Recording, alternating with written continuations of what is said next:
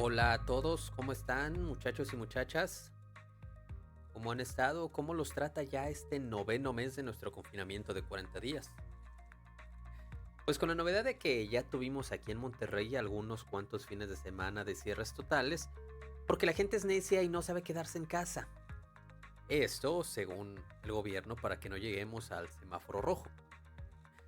Que por cierto, saludos gente de Ciudad de México y Estado de México, donde allá sí están en semáforo rojo y van a tener cerrado pues prácticamente todo hasta principios del siguiente año. Que fíjense, no sé por qué hicieron que me acordara de los memes de la película esta de Beard Box, que decían, no sé para qué salen si saben que esa madre los puede matar. No sé, digo, no sé por qué me acordé de eso.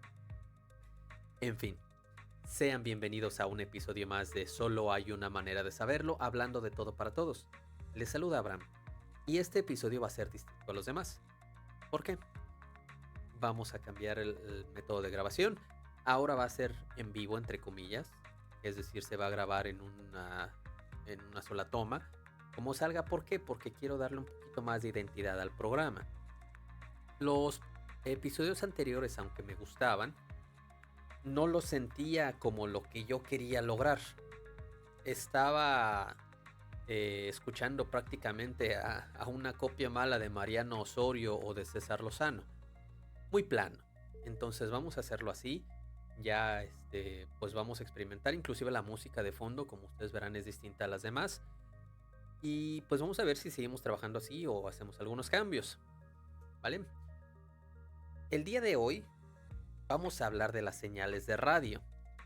Pero no esa radio donde llamas a la Z o a La Lupe, una estación de aquí de Monterrey, que por cierto, saludos a los trabajadores de la gasolinera de aquí enfrente donde vivo, que todos los sábados me despiertan bien tempranito con las bocinas de Coppel y La Lupe a todo volumen.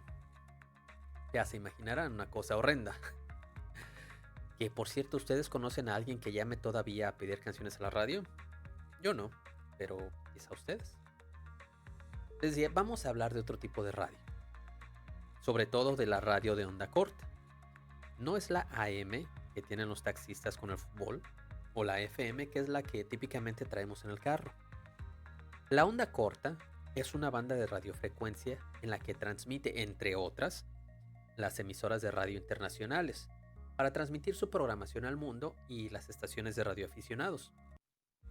A diferencia del FM o AM, que al cambiar de ciudad, las radios no son capaces de recibir la emisión. En la onda corta, las frecuencias de las ondas electromagnéticas, que se propagan en línea recta, rebotan a distintas alturas de la ionosfera, que es una parte de nuestra atmósfera terrestre.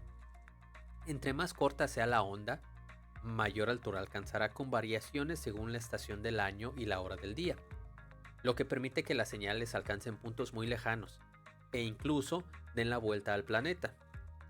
Para poder escucharla se necesita de una radio normal entre comillas, solo que sea capaz de recibir estas frecuencias.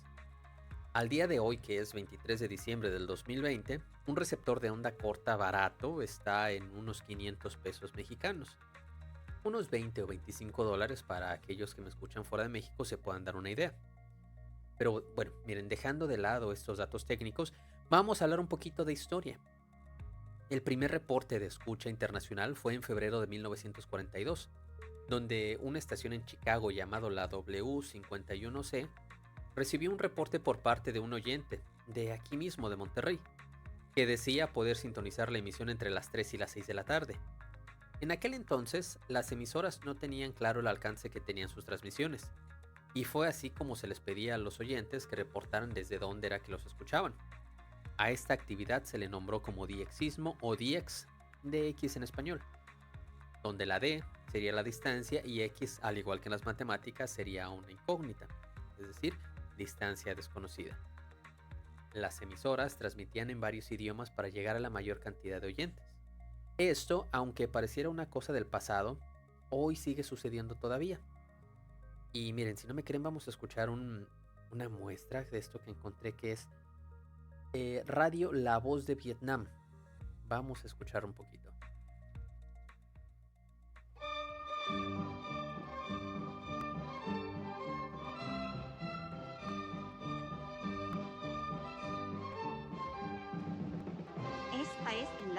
de Vietnam, transmitiendo desde Hanoi, capital de la República Socialista de Vietnam.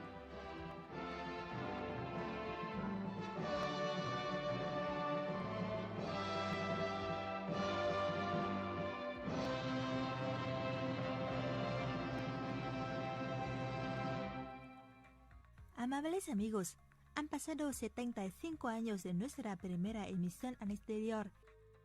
Y bueno, ahí estuvo lo que fue Radio La Voz de Vietnam. Pero así como este que acabamos de escuchar, hay muchos más ejemplos. Está Radio Eslovaquia Internacional, Radio Vaticano, Radio China Internacional, está Radio Panamá, está pues prácticamente de todos los países del mundo. Encontramos señales de radio de onda corta. Y mire, estas emisiones que pasaron de ser de radioaficionados dieron un giro en manos de los ejércitos o del gobierno. Que miren, vamos a hacer un ejercicio de imaginación. Supongamos que somos agentes de inteligencia destacados en un país extranjero. Un espía, vaya.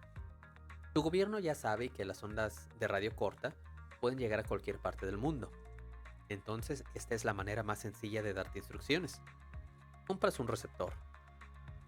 Sintonizas en la frecuencia pactada y escuchas esto. 0, 7, 7,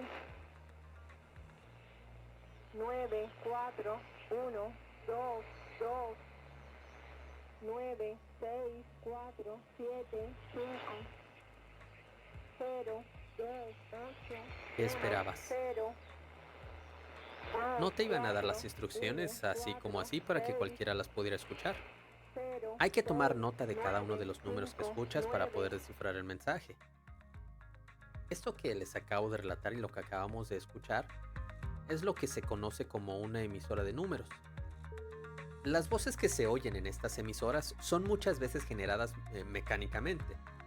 Vienen en una gran variedad de idiomas y normalmente son femeninas, aunque claro, también hay voces masculinas e infantiles. Son emisoras fantasmas. No se sabe de su ubicación ni quién emite. Públicamente no se reconoce su existencia, pero ahí están. Y una de las estaciones más populares de este tipo es la conocida como la Lincolnshire Poacher.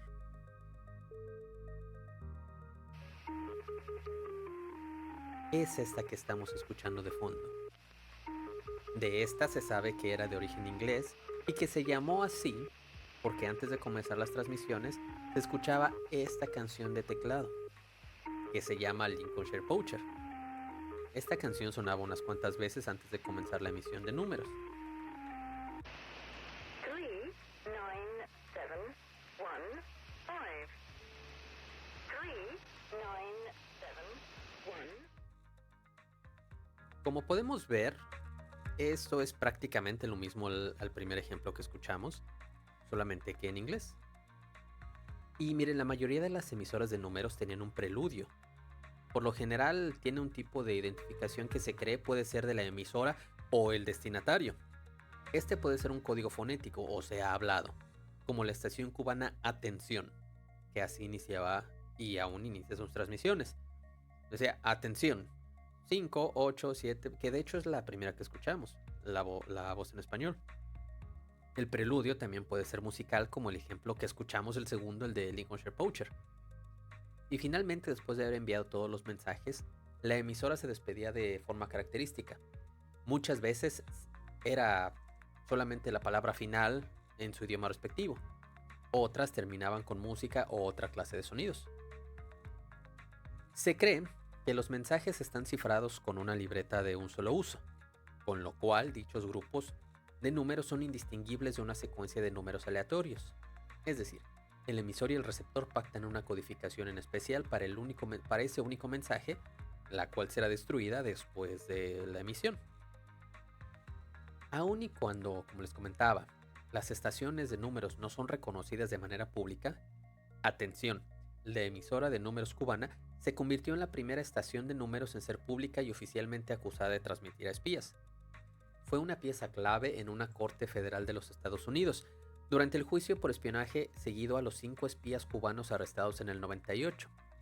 Los fiscales acusadores argumentaron que los acusados tomaban nota de los códigos recibidos por la emisora Atención, recibidos a través de una radio de onda corta portátil y escritos en una computadora portátil. Esto para poder decodificar las instrucciones recibidas.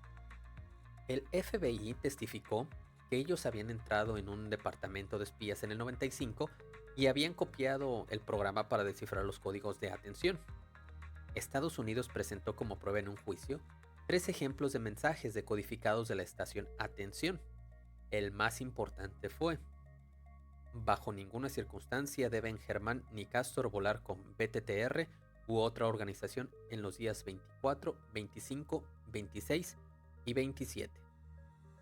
Hay que señalar que BTTR es la anticastrista organización Hermanos al Rescate, y precisamente el primero de estos días que decía el mensaje, 24 de febrero del 96, 2 de sus aviones fueron derribados por un caza de la Fuerza Aérea Cubana cuando violó el espacio aéreo, después de haber sido advertido varias veces en casos anteriores.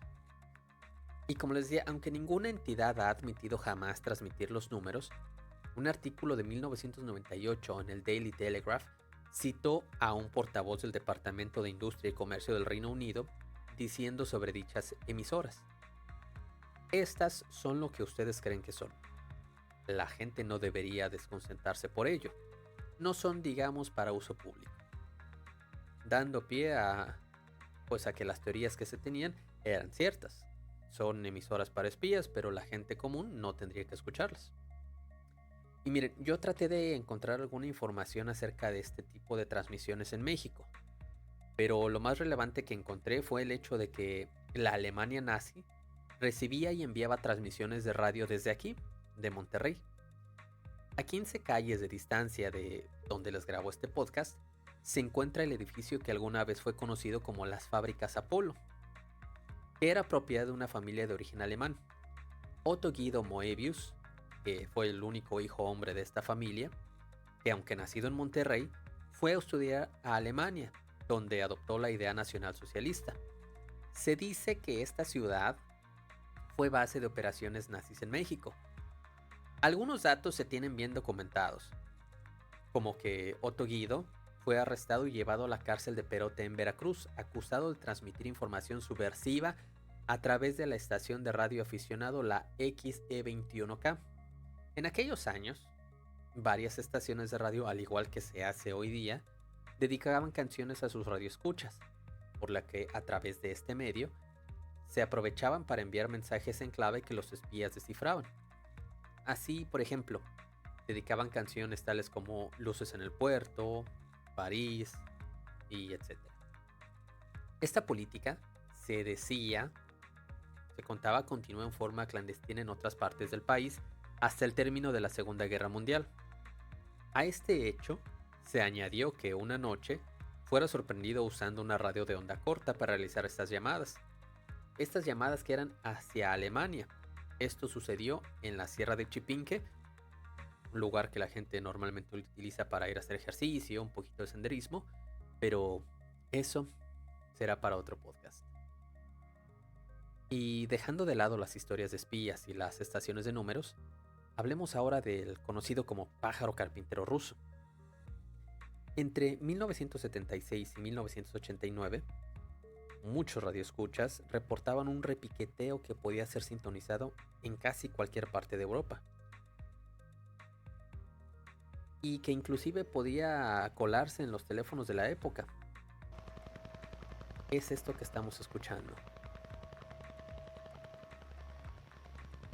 Vamos a subirlo un poquito para que lo puedan apreciar.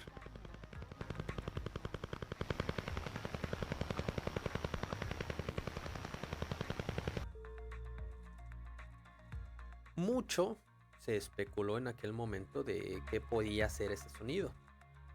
Se sabía que no podía ser código Morse porque, como escucharon, los sonidos no tenían una estructura. Aunque, a pesar de todas estas teorías conspiranoicas, la verdad no necesita de ellas para ser interesante. Se trataba entonces de una gigantesca estructura de comunicaciones construida por el gobierno ruso en la década de los 70s, ubicada en Ucrania, no muy lejos de Chernobyl. Esta colosal antena tenía como objetivo detectar el lanzamiento de misiles intercontinentales desde los Estados Unidos. Se trataba de una especie de sistema de hombre muerto.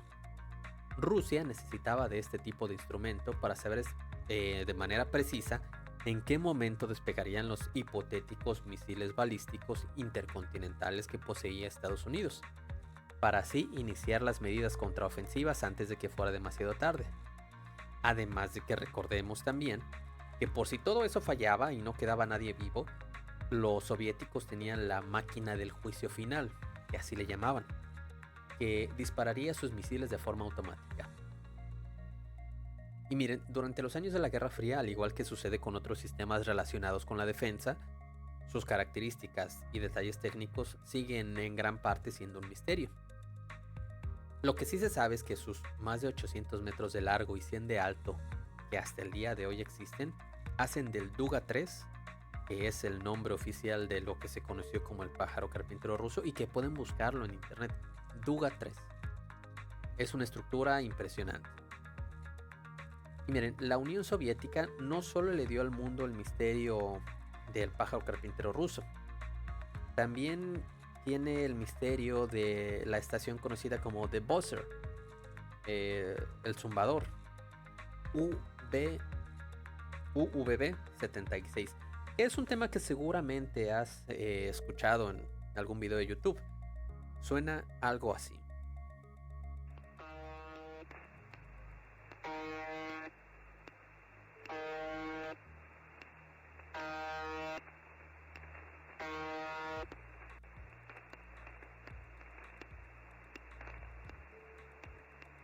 Михаил, Дмитрий, Женя, Борис. Михаил, Дмитрий, Женя, Борис. 85, 343. Константин, Роман, Иван, Николай, Ульяна, Михаил. 01, 48, 04, 95. Павел, Роман, Иван, Ольга, Роман, Иван, Татьяна, Елена, Татьяна. 1408 28 71. Ahí está. Realmente este tema de la UVB-76, renombrada más tarde como MDZHB, ya que al iniciar las transmisiones se escuchaba Mikhail, Dmitry, Xenia, Boris. Entonces pues son las iniciales de esta estación. Y más popularmente el buzzer, les decía, el zumbador. Mediante medidas de triangulación, se sabe que se encuentra en el entorno de San Petersburgo, esta parte de Rusia, y está constituida por un puñado de torres de radio y algunos edificios medio en ruinas, rodeados por un muro de piedra que ya se está cayendo. En suma, una reliquia de la Guerra Fría. Sin embargo, continúa en activo emitiendo siempre el mismo mensaje, tan monótono como singular, un zumbido al que cada pocos segundos se une otro para volver a otro zumbido, y así continuamente, 25 pulsos por minuto durante 23 horas y 10 minutos al día. Solo de vez en vez se han intercalado voces como la que acabamos de escuchar, secuenciando números, más otras 2 ocasiones en las que se han colado frases de conversaciones presuntamente por error. Una vez se emitió música, un fragmento del Lago de los Cisnes. El resto del tiempo, zumbar y zumbar sin parar y sin más. La creencia general, no confirmada por supuesto, es que estas estaciones pertenecen a las Fuerzas Armadas rusas. Lo realmente curioso es que aunque su actividad empezó en la última etapa de la citada Guerra Fría, a partir del colapso de la Unión Soviética su actividad no solo no decayó, sino que se incrementó. Mucho se especula, al igual que sucede con esta estación, desde que es un sistema de hombre muerto hasta que es contacto con los extraterrestres. Pero la mayoría de los expertos creen que la estación UVB-76 o MDZHB solo emite esa señal constante para reservarse el uso de la frecuencia. Así la tendría libre y disponible en verdaderas situaciones de crisis, que sería cuando pasaría a emitir como una estación de números. Siempre es más agradable pensar eso que un avión teledirigido lleno de bombas nucleares Está esperando a que deje de emitir para soltar su siniestra carga. Pero ahora, si pasamos un poquito del misterio, pensemos, ¿cómo hacer para que una señal no deseada no pueda ser recibida? Bueno, pues esto existe y se le conoce como jamming. El jamming es una interferencia intencionada. Es la transmisión de señales de radiocomunicación de forma deliberada para perturbar la transmisión de otra señal de radio. Esta tiene por objetivo impedir una comunicación por radiofrecuencia, alterándola o anulándola, lo suficiente como para que el receptor no pueda interpretarla. Estas interferencias van encaminadas a señales radiales incómodas, por lo general de resistencias o grupos contrarios al poder. Y miren, un radiotransmisor sintonizado en la misma frecuencia y modulación de la señal enemiga puede, si es que tiene la suficiente potencia, sobreponerse en el receptor.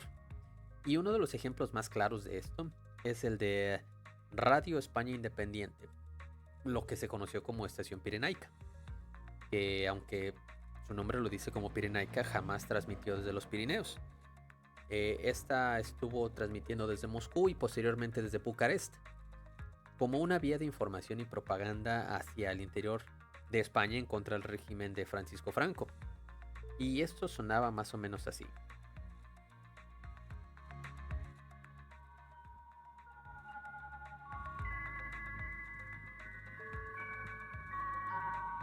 Habla Radio España Independiente, Estación Pirenaica. Al comenzar mi breve discurso me dirijo a todos, a usted también, Pilar Primo de Rivera, hermana de José Antonio, que es extraño que una comunista se dirija a una falangista. Sí, no es corriente.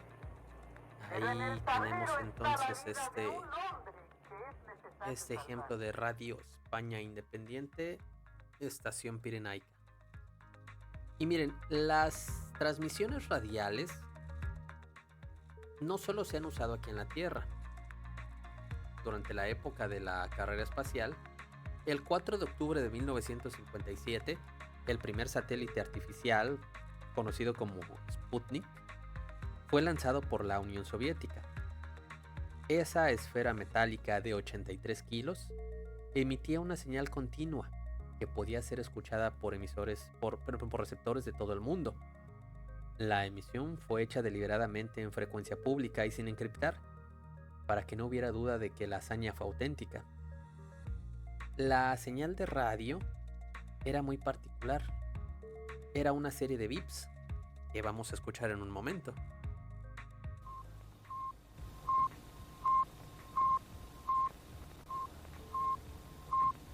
¿Qué tal? ¿Alguna vez habías escuchado la señal de radio del Sputnik? Ese sonido se mantuvo por 21 días hasta que se agotaron las baterías del transmisor. En la carrera espacial, no solo los soviéticos realizaron sus transmisiones espaciales de manera pública.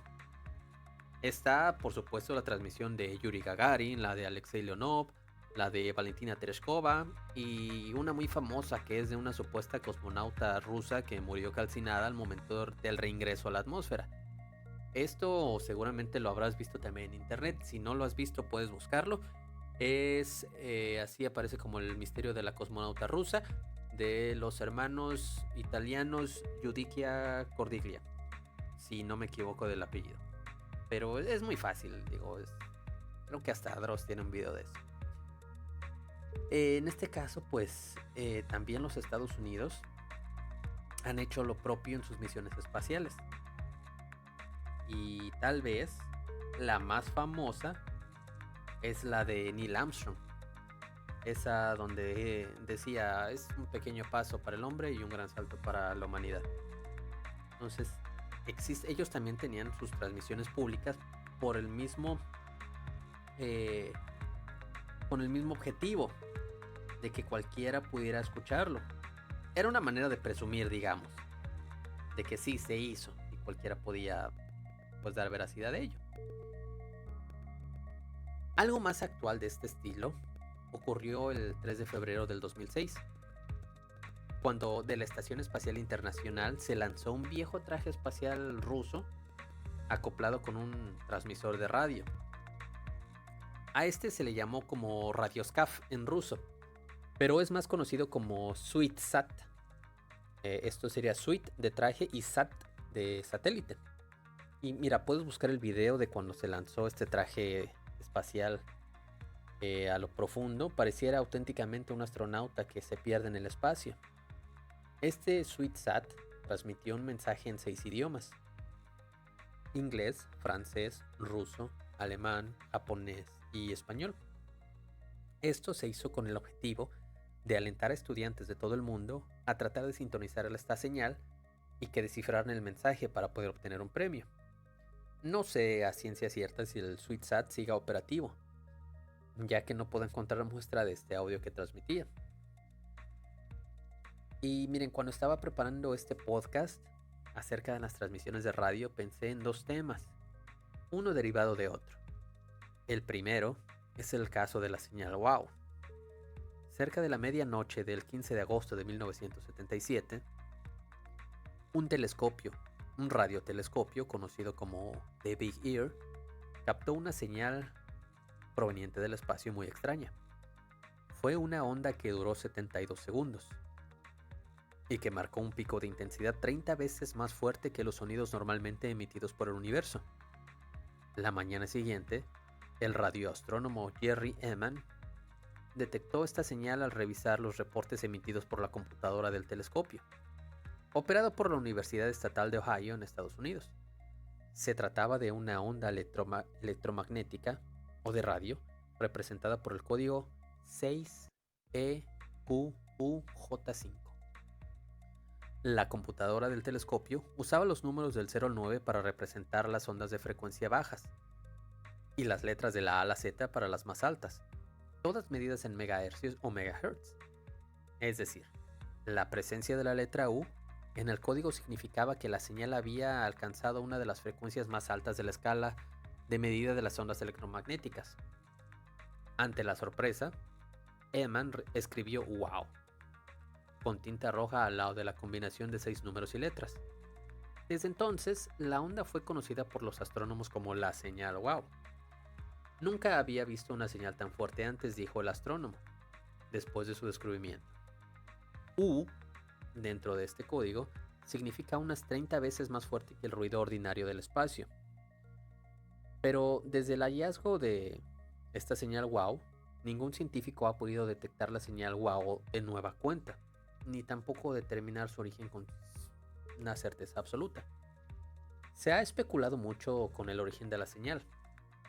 Algunas hipótesis han apuntado que podría proceder de una civilización avanzada, aunque lo cierto es que por más que se intentó buscar de nuevo, no se volvió a recibir nada parecido.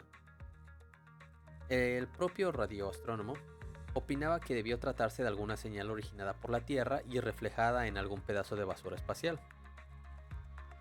Pero si de señales que vienen del universo hablamos, hay que tocar un enigma astronómico que duró más allá de 30 años.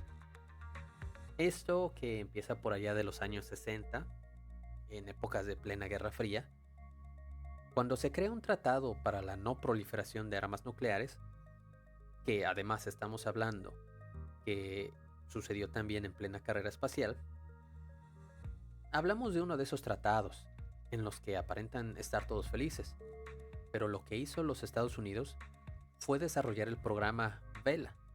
Vela no de vela de luz, sino vela de vigilancia, que se trata de una serie de satélites que se colocaron a una distancia de más de 65,000 kilómetros de distancia, o sea, más allá de los cinturones de Van Allen, que son los cinturones de electromagnetismo que rodean a la Tierra.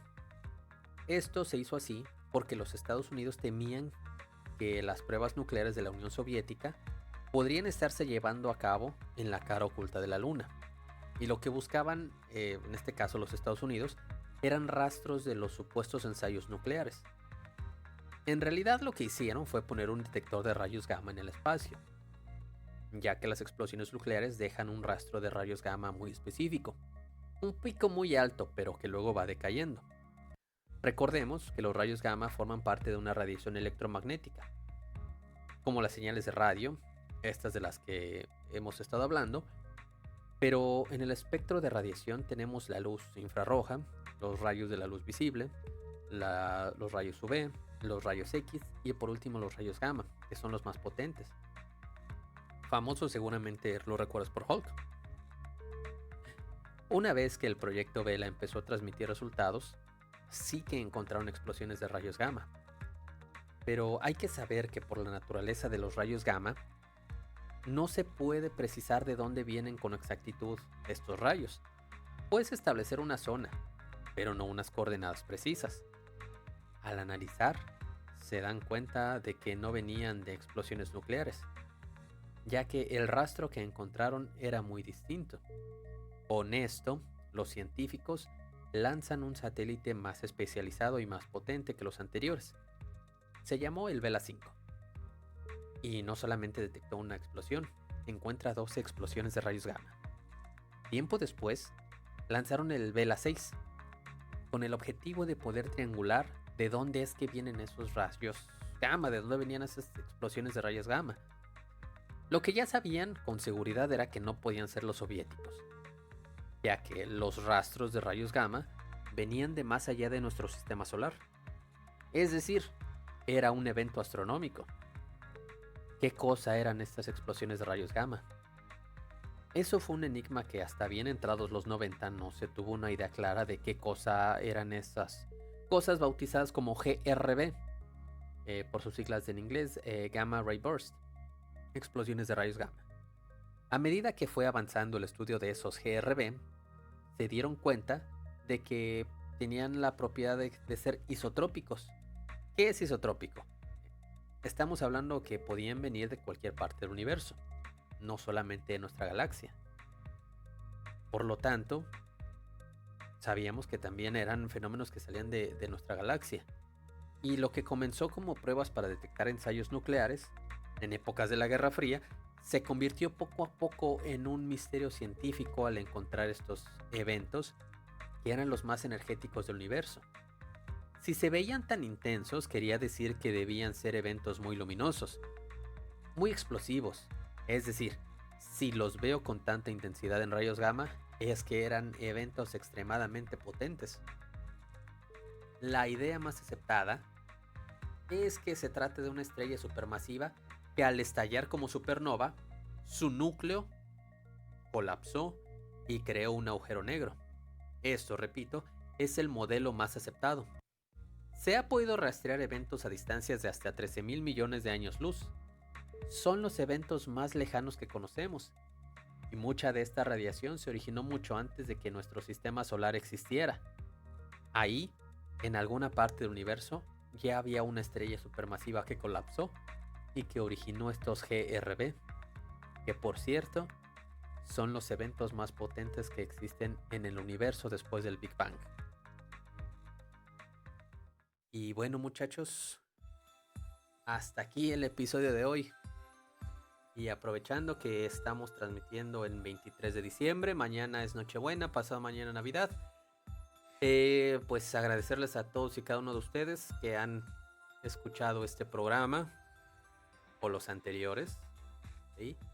Estamos en una etapa en la que estamos reordenando el programa, pero que seguirá transmitiéndose, esperemos, semanal, si no se puede, pues cada 2 semanas, pero va a haber podcast, ¿vale? Entonces, pues ya saben, muchachos, espero que les haya gustado este episodio. Es que estamos haciendo una prueba, en este caso, bueno, estoy haciendo una prueba de cómo se escucha así, y pues pásenla bonito con su familia, ya saben, si les gustó, compártenlo, denle like, ahí también están los enlaces si se quieren poner en contacto conmigo, si me quieren mandar un mensaje.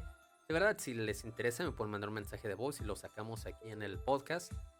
Y pues también están los enlaces por si quieren echarle la alcancía del programa. Si no quieren, no pasa nada, no es a fuerza, no es obligatorio.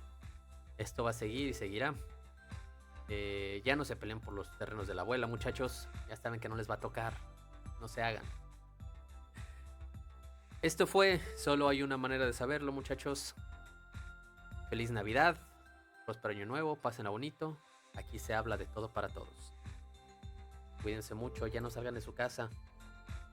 Nos vemos. Bye.